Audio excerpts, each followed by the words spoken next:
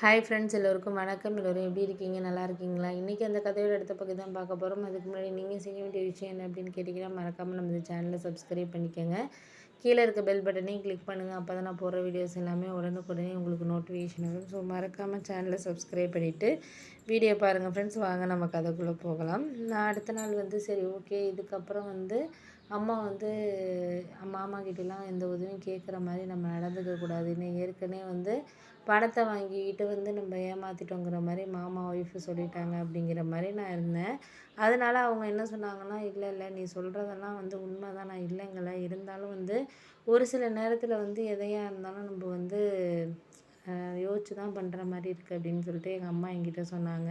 அதுக்கு சொன்னேன், ஆமாம்மா, என் மேலேயும் தப்பு இருக்குது. நான் ஏற்கனவே மாமா கிட்ட பணம் வாங்கிட்டு கொடுக்காம போன வச்சு தானே மாமியெல்லாம் இந்த மாதிரிலாம் ஒன்று எல்லாருக்கு முன்னாடியும் பேசினுச்சு. அதுக்கு நானும் தானே ஒரு காரணம். அதனால் முடிஞ்ச வரைக்கும் நான் இனிமேல் இது பண்ண தேவையில்லம்மா அப்படின்னோடனே, அதெல்லாம் நீ சொல்கிற விஷயத்தையெல்லாம் நான் ஏற்றுக்கிட்டு தான் இருக்கேன். இருந்தாலும் ஒரு சில நேரங்களில் நம்மளுக்கு என்ன தான் சொந்தமாக இருந்தாலும்ப்பா, அவங்க கொடுக்குறாங்கங்கிறதுக்காக நீ வாங்கிடுற. மாமா உனக்கு உதவி பண்ணணுன்னு தான் நினைக்கிறாரு.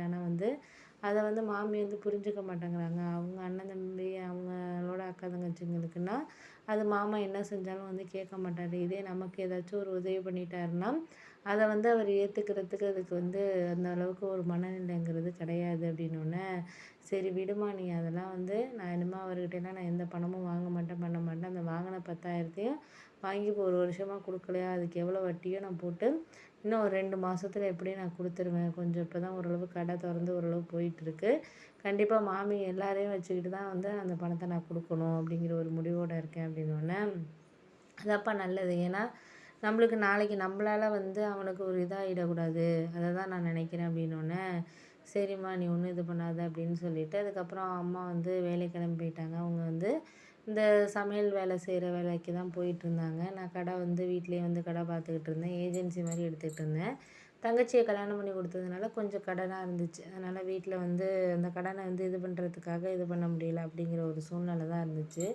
கடை அந்த மாதிரி ஒரு பிரச்சனை இருக்கிறதுனால வேறு வழி இல்லை நம்மளுக்கு அப்படிங்கிறதுனால என்ன பண்ணுறது அப்படிங்கிறது தான் ஒரு பெரிய யோசனையாக ஓடிக்கிட்டு இருந்துச்சு. சரி எதாக இருந்தாலும் நம்ம சமாளித்து தான் ஆகணும், வேறு வழி கிடையாது நம்மளுக்கு அப்படிங்கிற மாதிரி நான் யோசிச்சுக்கிட்டு இருந்தோன்னே, அப்போ தான் நான் சொன்னேன், இது மாதிரி நீங்கள் சொல்கிறதெல்லாம் எனக்கு புரியுது, புரியாமல் கிடையாது. ஒரு சில நேரங்களில் நமக்கு சரியான இதுங்கிறது நம்மளுக்கு கிடைக்கிறதுக்கான இதுங்கிறது நம்மளுக்கு இருக்கணும். அப்படி இருந்தால் மட்டும்தான் நம்மளால் அந்த சமயத்தில் எதையுமே இது பண்ண முடியும் அப்படின்னோடனே, சரி அப்போனா நீங்கள் அதெல்லாம் நினச்சி ஒன்றும் கவலைப்பட்டுட்டு இருக்காதீங்க.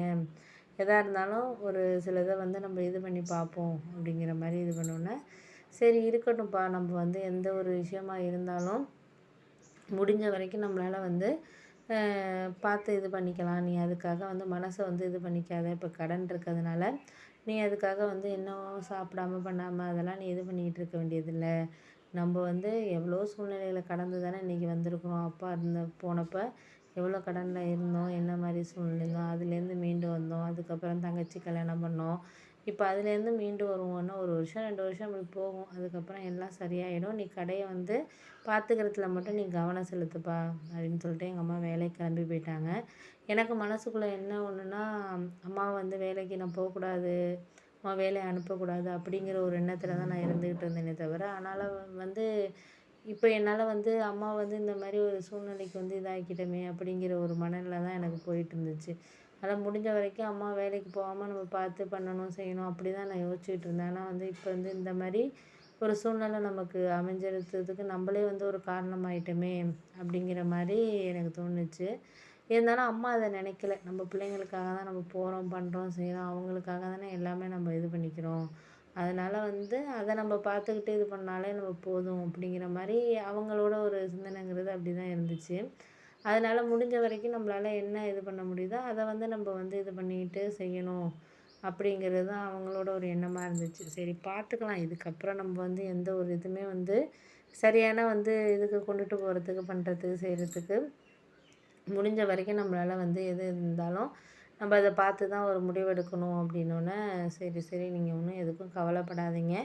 முடிஞ்ச வரைக்கும் நம்மளால் எதையுமே இப்போதைக்கு இருக்கிற சூழ்நிலைகளில் என்னால் ஒன்றும் பண்ண முடியாத மாதிரியான சூழ்நிலைகள் தான் பார்ப்போம் அப்படிங்கிற மாதிரி இருந்தோன்னே, சரிம்மா நீ ஒன்றும் எதுக்கும் கவலைப்பட்டுட்டு இருக்காத, நான் முடிஞ்ச வரைக்கும் என்னால் எது எது செய்ய முடியுதோ அது அதுக்கு நான் தகுந்த மாதிரி ஒரு சில முடிவுகளை வந்து நான் எடுத்துக்கிறேன். அதுக்காக நீ ஒன்றும் எதையும் போட்டு மனசை போட்டு நீ வந்து ஒன்றும் குழப்பிக்கிட்டு இருக்கிறதுக்கு தேவை கிடையாது.